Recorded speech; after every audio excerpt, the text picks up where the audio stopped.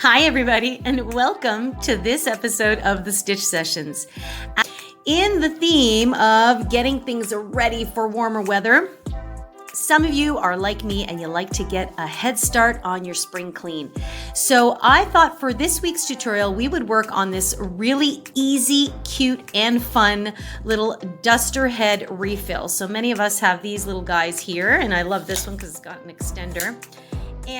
But we all know how expensive those refills could be, right? So I have come up with an idea on how you can create your own that is reusable and washable. And if you know your single crochet stitch, you are good to go with this project. It'll take you probably maybe 10 minutes flat to create this project, and you can make as many as you need, and you always have some on hand when you're ready to do some cleaning. So let's keep it short and sweet today. Let's get all of our materials together and let's get started on our duster head refill.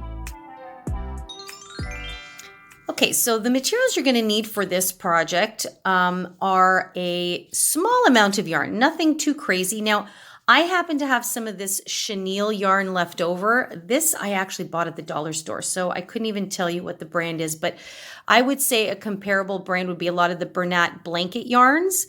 So this was left over. I had a small amount, and I thought this would be a perfect project to do the duster with. I do like the chenilles for that. I find it picks up dust really nicely. Now, the other thing you can do is you can certainly use cotton yarn, because cotton's fantastic. You can just throw it in the wash a million times and it's as good as new. The only thing is I just find that the chenille will pick up the dust a little bit better. So a small amount of that is what you'll need for yarn. And the hook that I'm using, actually these are both the same size. I'm using an 8mm hook, also known as an L or a size 11 for this project, okay? And as always, make sure you have a pair of scissors and a darning needle for sewing in your ends at the end. So let's get started. So you want to begin this project by placing a slip knot on your hook, just like that. And now the length of my refill is 6 inches in length, or approximately 15 centimeters. I'm going to make this one just a little bit over that. And so we are going to chain up 15 chains. Okay, so you just pull through. And as always, you know what I tell you about that foundation chain row. Don't go too tightly. Okay, just keep them nice and even and relaxed. As you can see with the chenille, it might be a little tricky to see your stitches. So just take your time, you see? And I just will feel my way through there. So that is the only thing about the chenille. If you're a little bit newer to crochet, just pack your patience. Okay, once you've chained 15, you'll have something that looks like this. And now for row 1, what we want to do is we want to find the second chain from the hook. We never count the loop on the hook, so you might want to feel that out. So there's 1. And there's 2. And into that second chain, you're going to place a single crochet into that chain, just like that. And that is what you're going to do into every chain until you get to the end. So the same thing into the next one. I'll insert and place a single crochet and into the next one. Okay, and so it's bunching up there, and you want the stitches to sit nice and cozy, and that's another reason why I like this chenille yarn. Okay, so go ahead and continue doing that all the way to the end of your chain. Okay, once you get to the end of your row, your work will look something like this, and now you have a total of 14 stitches, and you can just make them out a little bit along the top there. So before we continue on to row 2, here's what you're going to do. You are now going to chain 4.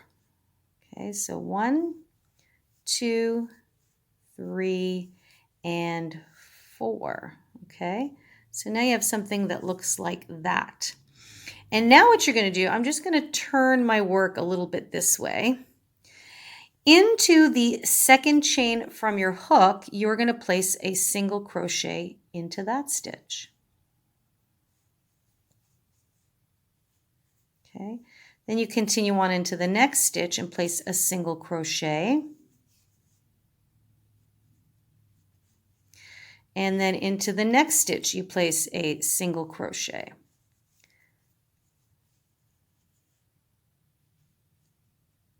Just like that. Okay, so now we've been able to turn our work, and now you're coming up to the very first stitch of the previous row. So you're just going to go into that stitch now and single crochet. So what we've done for row 2 is we've made row 2 longer than row 1, and we've added 3 extra stitches in total. So now you continue on and place 1 single crochet into each stitch all the way to the end of row 2.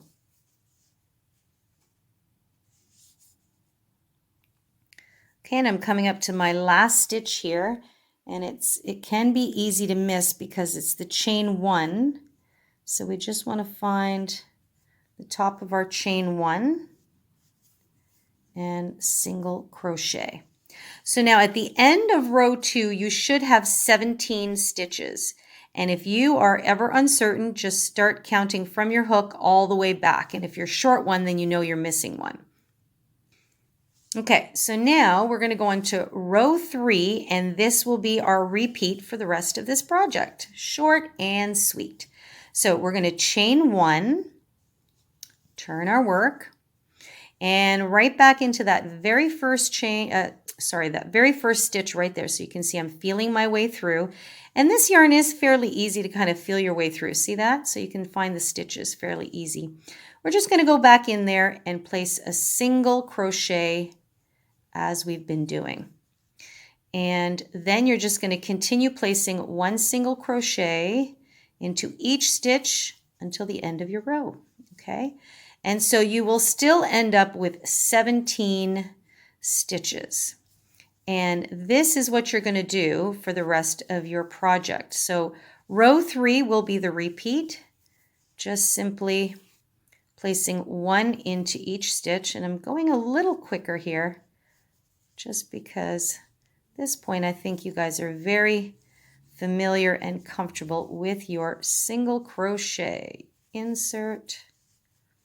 Okay, and I'm taking you through to the end of row 3. So see how row 2 extended out? So we keep going. That's the second last one. And then here is that turning chain. So sometimes it gets a little tricky to see. So you just have to feel your way through, just like that. And that is row 3 complete. Okay, so you can see row 1, it's a little shorter there. And now I just chain 1, turn my work, and go back into that first stitch just like I did before, and continue on. So you're now going to repeat row 3 until row 14. Okay, so you are going to have 14 rows in total. So row 1 was the short one, and then another 13 rows will give you 14 rows. So go ahead and do that, and I'll meet you when you've completed your 14th row. Okay guys, so what I'm going to do is I'm now going to just fold that in half, and that's going to tell me approximately where the center of my swatch is here. So I know it's right about there, so I'm just going to hold it. Now if you want to be really precise, you can put a safety pin in here if you want. I'm not too worried about it. I'm just going to pinch it there, and then what I'm going to do is this side that has that long tail, I'm going to take that edge and fold it in so that that top meets up right there with it. Okay, and then I just want to make sure that it sits nice and evenly, so I can just follow the edge of that row there. And that is where I'm going to now use my long tail to sew this edge down. And that is going to be the center, one of the little loops where you're going to insert your Swiffer stick. okay, or your dusting stick. Then we're going to come on this side and we're going to fold it down and do the same thing. Now, you do want that little short side there. In fact, I'm going to just shift this over a wee bit. See, this part is really just eyeballing it, okay? And that way, that little short part here, the reason why we made that short, if I grab my little duster stick here, okay, just like we did with that little one, that way, once you insert here, there's a little space there for the neck to settle in, okay? So hopefully that makes sense for you guys. All right, so before I confuse you any further, let's thread up our yarn needle here.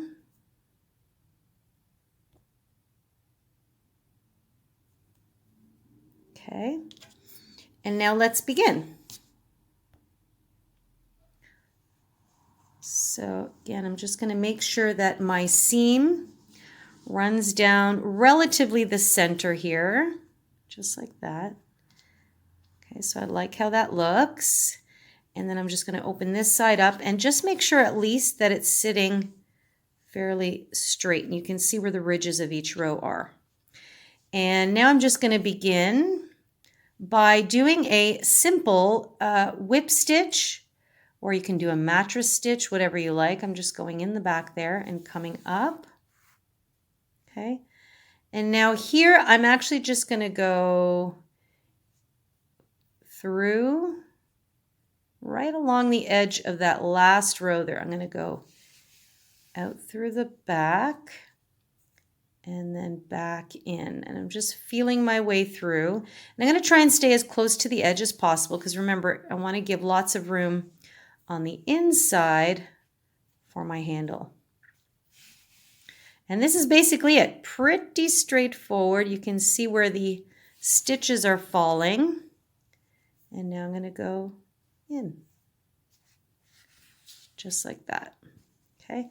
So there you go. So you can see it's getting nicely secured. We don't worry too much if it's going to show through the back. It is disappearing quite nicely. And again, this is just for dusting, right? So here's what you want to do. You want to sew this all the way down. Okay. But you don't want to go all the way down to the edge because remember, we need to make room for our handle. So once you get a little bit closer to the end, just bring your other side over and wherever that tail falls, that's where we're going to stop sewing. Okay, and then I'm going to meet you here and just talk you through the other flap, which is pretty straightforward. So go ahead and do that, and I'll meet you back here in a few seconds. Okay, guys, so I have finished sewing from the top down to where my tail is on the other side here, okay? And so now what I'm going to do is make sure that's come over. And I don't mind actually if it sits a little bit on top or just nicely flush to it. Okay, and right where I left off, and I can weave this in afterwards, see where I left off there? I'm just going to jump over to this side and now continue sewing this down so that both sides on the outside are now meeting in the middle.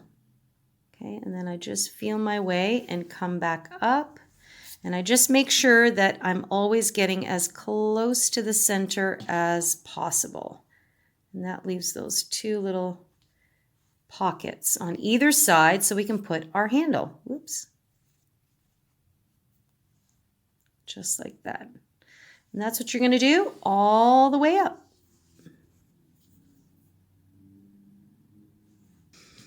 And voila, your duster refill. I know it doesn't look like much, but I'm going to show you right now. We're going to take our duster handle. Here we go. And now I'm just going to insert. Okay. So you can see now that on each side we created the little pockets for these little prongs. And you just insert it. It can go as far as it wants. And why I like this little bit here is because you can lift that little center point here and you can hold it down like that. And there you go. You have a little bit there, and you are now ready to do your dusting. And the beautiful thing is you can throw this in the wash and we are good to go. Easy peasy, guys. So I've got actually still a bit left. So I'm going to make a few of these, and I am going to go to town with all of my spring cleaning. So I hope you've enjoyed that. I hope you found it super easy. And it's one of those great projects that doesn't have to be perfect. Like you can see this little edge here is a little bit longer than the other. Because of the use we're using it for, it's not a huge deal. But it's a great way if you're super new to practice some basic stitches and make something useful. So if you like this tutorial, do me a favor and give me a thumbs up. This lets me know that you like this kind of material. And I'll be sure to make more projects like these. Now remember, if you're not already subscribed, make sure you do so. We've got lots of fun tutorials we upload every Wednesday morning. So if you have any questions, just leave me a comment in the comment box down below, or you can always get in touch directly at info@crochetcrafty.com. And as always, tag me on all the socials, come over and say hi. I am on Instagram and Facebook at The Stitch Sessions.